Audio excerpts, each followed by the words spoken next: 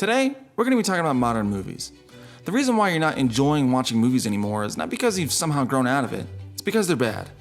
You might think that the movie has good actors, maybe even a good director, but how could they have all that but the movie still be bad? This is because of the writing, which seems obvious. Jurassic Park, good movie.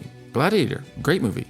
Lord of the Rings, the best movie. And you know that this is also because of the writing. The problem is that you know what a bad movie is, you just don't know why. I've been analyzing movies for a while now, and I can tell you that they all have the same reasons for why they're bad. These reasons are the reasons for the biggest flops in the last 5 years, and why most movies on Netflix or Amazon Prime are completely and totally forgettable.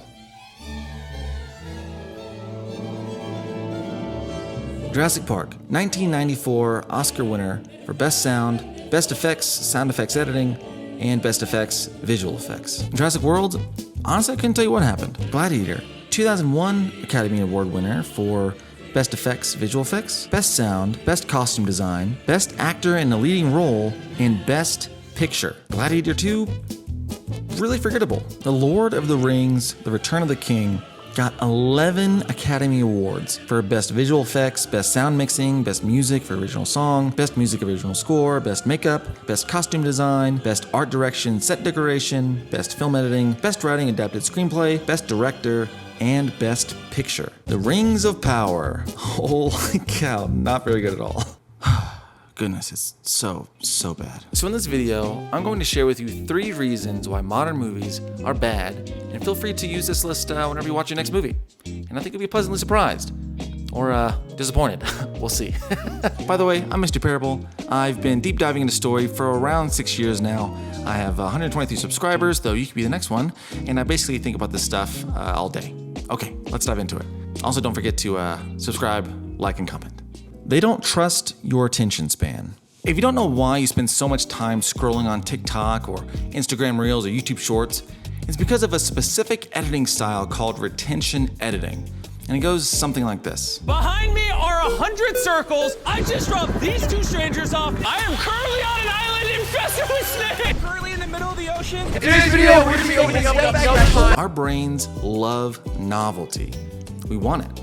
So when we click on a video and we're met with shouting, our brains like it because it usually equates excitement with shouting. And they must be shouting because it's something new. And even further, the text on the screen is engaging us with the video even more using a different part of our brain, our temporal occipital cortex, if you wanted to impress your friends later. So our brains, not necessarily our quality meter, feel pretty connected to this thing. Now, modern movies try to keep you engaged, not by fast editing or yelling, but by moving through the plot as quickly as possible. You can see this in the movie Havoc, when this person, who supposedly is like a father figure to her, sacrifices himself to save her.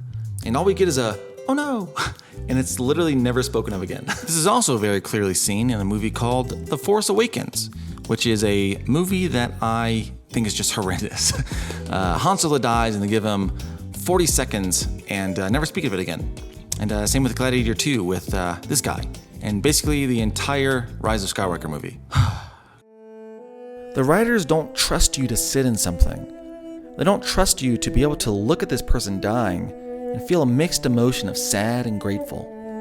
They think that engaging with a movie is just like engaging with another short form video, only it's 2 hours long.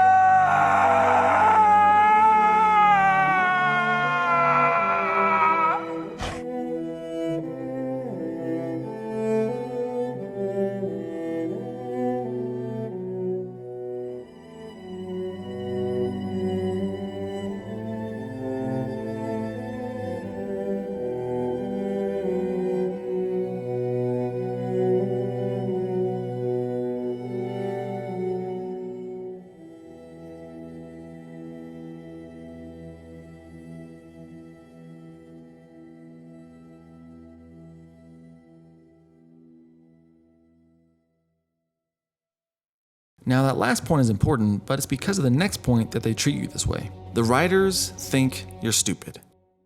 They don't think that they can show you anything and actually engage with what's going on. For example, in Havoc, a movie I did a video on that you should definitely check out, there's an introduction in the beginning where the father is calling his ex-wife, and she tells us how terrible of a father he is. Now imagine if you would have liked for them to show you those moments, for them to show us him leaving his family. There's a general rule for storytelling to show and not tell, meaning that when you see someone like this, we can put ourselves in their shoes and think what he might be thinking. The writers think you're too stupid to feel what is expected for you to feel. They do this because they don't actually expect you to be watching the movie. Look at this article. In a recent deep dive on Netflix and how they operate, the magazine N+1 spoke to several screenwriters who had worked for the streamer who spoke anonymously. One said that, in speaking with Netflix execs, a common note was, have this character announce what they're doing so that viewers who have this program on in the background can follow along. So next time you're watching a movie, ask yourself if they could have shown you the same thing. Would it have made it better? That last point is a great one, but let's take you even further into the reason why modern movies are bad. The stakes have no depth. I'm not saying because everything needs to be save the world, but because the stakes have no universal depth to the people who are watching. Writers are doing this, I think, because you can only write as deep as you are. Like, you can't make a delicious cake if all you've got is expired mayonnaise and a degree in lesbian African dance. It's just not gonna happen. For example, in Good Will Hunting, the stakes start out as this guy being threatened with jail for beating up some guys unless he goes to therapy. But then we find out that the actual stakes are that if he doesn't change his ways, he's going to live a miserable, miserable life. In contrast, in Another Simple Favor, this person decides to go to this island with someone who tried to kill her to sell books? It doesn't make any sense. You saw it doesn't mean as much. And maybe if we saw her struggling to feed her family and this is the only way to provide for them, or maybe they'll be foreclosed on. And then you can see what sacrifices she would make to make sure that her family can survive. But nope. And I want to be clear. Bigger stakes doesn't mean better stakes. Bigger stakes is just easier to get away with because with something big, there's always like an implied sacrifice in some capacity. Like in the Rings of Power, Sauron could come back, and we all know that part. But what part of people's character is being challenged? How have their mistakes affected those around them? How are they able to make those mistakes? So next time you watch a movie, ask yourself if what the people are fighting against is more than just surface level. In summary, modern movies are bad because the writers don't trust your attention span, they think you're stupid, and the stakes have no depth. Share this with someone who also didn't quite know why they didn't like that movie that y'all watched together, or really any movie that's come out. And comment down below if you agree, or you don't, or there's something that you noticed in modern movies that I missed. But, or also comment down below if you like the style video, or if you would like for me to do more movie reviews or whatever. But either way, don't forget to like the video, and I will see y'all next time. Bye.